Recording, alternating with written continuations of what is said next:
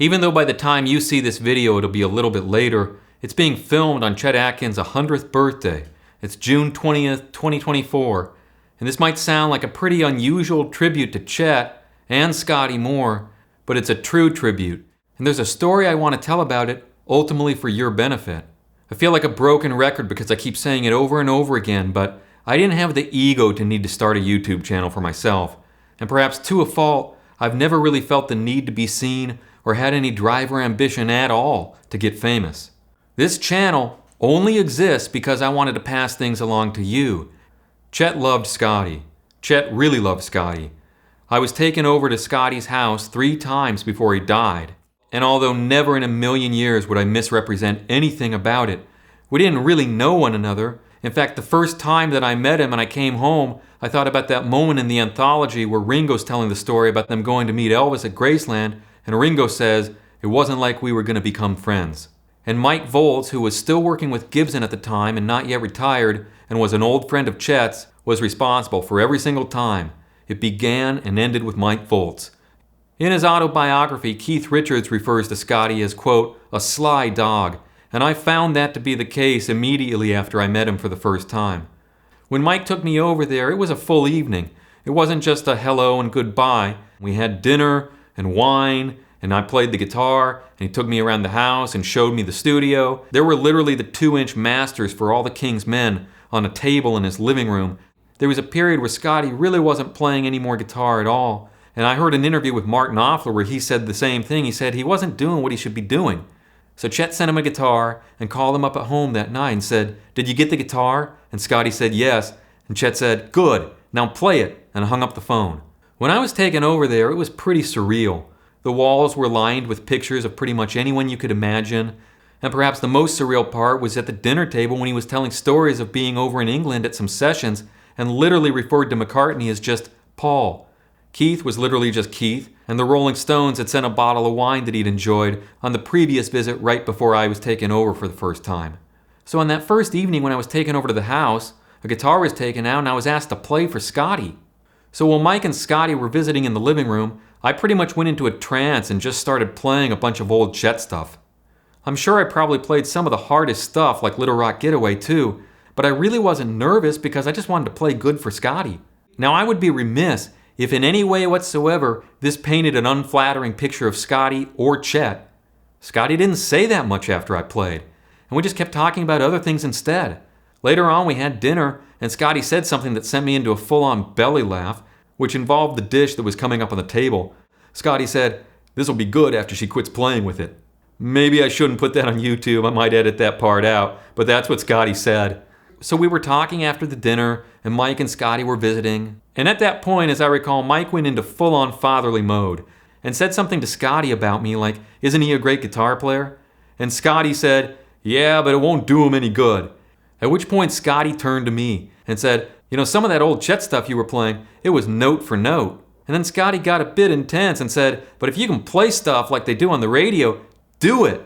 And Scotty emphasized the last part of that phrase in a way that you could never forget if you'd been there. Mike went immediately, and I think instinctually, into another protective fatherly mode and said, "Oh, you ought to hear his blues and rock playing, it's incredible." And he really wanted to make sure that Scotty completely knew that I wasn't just an old Chet guy cloning the 1950s stuck 75 years ago and rehashing it by rote, note for note. At this point, I gotta say that among the coolest things that have ever happened to me as a result of being a guitar player, being taken over there a number of times is on the short list of those coolest things. So while it surprised me that Scotty had said that, ultimately, I think it's great. And I'm certain that when Scotty said that, it wasn't that he was being a jerk. He said it legitimately as a way of giving a young guitar player there, me, some meaningful advice from one of the great archetypes of rock and roll guitar, who you would be a total idiot to write off. This was not a negative thing at all. It was one of the most affirming and validating things anyone has ever said to me, and it came straight from Scotty Moore. So what does that mean for you? The reason for telling that story, especially when I'm certain that there are people who watch this channel who are very much so part of the finger-picking Chet Atkins crowd and love Chet the same way that I do, let alone telling that story on Chet Atkins' 100th birthday as we film this, is quite simple. Chet would have loved what Scotty said, and here's the lesson for us all. Look at the records Chet made with other guitar players. Did he make records with other guitar players that sounded exactly like him? I thought it was really cool that on Stay Tuned, he had Steve Lukather play. Lukather is one of my favorite guitar players. It's just that I never had high-gain amps and I listened to so much Albert King, but he's a great guitar player and definitely one of my favorite guitar players. The barriers that so often come up with purists, they didn't exist for Chet. If it was great guitar playing, he admired it. Of course, we also know that Chet greatly admired Eric Johnson, who really is a tremendous inspiration of mine, easily on the list of the top 10 guitar players who impacted me the most. The inspiration and motivation that I felt, pretty much because of hearing Eric Johnson in childhood, was pivotal and central on my musical journey. But back to the main story. These legends who are our heroes, they were pragmatists. They wanted to do something that was marketable. They didn't want to get stuck in the past. They wanted to forge new ground and explore new things. I was on a Facebook group a really long time ago, and I distinctly remember a comment that was said quite respectfully, and it was even a compliment, but I was called a, quote, preservationist. Here's the deal. Our heroes, they don't want to be preservationists. And I'll be blunt, I don't want to be a preservationist either. For me, the Chet world has been a place that I've gone to out of a deep admiration for what Chet did for the guitar and how great he was at the guitar, but it's not where I've ever lived exclusively. My entire life, I've had so many great guitar heroes, so many great guitar influences, and I consider myself really fortunate, in fact, that I didn't start playing because I heard Chet Atkins and only wanted to do that. There are a lot of great guitar players, and that's their story. And that's fantastic. But for me, I had a solid 5 years of serious focus, dedication, and determination behind me before I ever even heard Chet Atkins for the first time. Improvisation and spontaneity and going with the moment, those are cornerstones. Now, of course, when it comes to the market, times have changed completely. But what Scotty was getting at was don't get stuck in the past. And Chet, clearly, from his example alone, would have advocated that same kind of mindset. Don't get stuck in 1956 just because Chet did great things in 1956. The time is right now, and it's the time that you have to do something for yourself with the instrument. It's not 1956 anymore. You know, towards those ends, I've got a lot of thoughts and feelings about popular music because I've been a tremendous fan of popular music most of my life, as in stuff that sold a ton of copies, not just for the generation before, but for my own. And I did sense a transition, and I didn't like that transition. But I don't want to opine about any of it here. Even though technically he started making records in the 70s, I always felt like Tom Petty and the Heartbreakers belonged to my generation, even though of course that music transcended it. And I wasn't put off by the Joshua Tree in the same way that I wasn't put off by Start Me Up. Is The Edge a great guitar player? Well, was Keith Richards a great guitar player? But do you like the records? Document by R.E.M. was recorded at Sound Emporium on Belmont Boulevard. I remember when I brought the record home in college, and my roommate in college expressed total and complete surprise. He said he didn't think that I would be into something like that because it's not, quote, guitar music. Even though, of course, it is guitar music, but it's not guitar soloist music. So what? Nevermind was like a bomb going off. And somebody told me a long time ago, although I don't have a source on the actual interview, that Kurt Cobain had said Nirvana was just R.E.M. with a fuzzbox. That whole Seattle scene really was not my bag. All the old blues stuff goes without saying, and that's probably my deepest musical foundation. But the main point is that I was never stuck on crawling into one person's musical vision and staying there the rest of my life. Constantly keep striving to do one of two things. Either one, get creative and start developing original material, especially if you want to become the artist yourself. There is no career in playing somebody else's musical vision, no matter how much you may master that vision. You've got to do something new with it.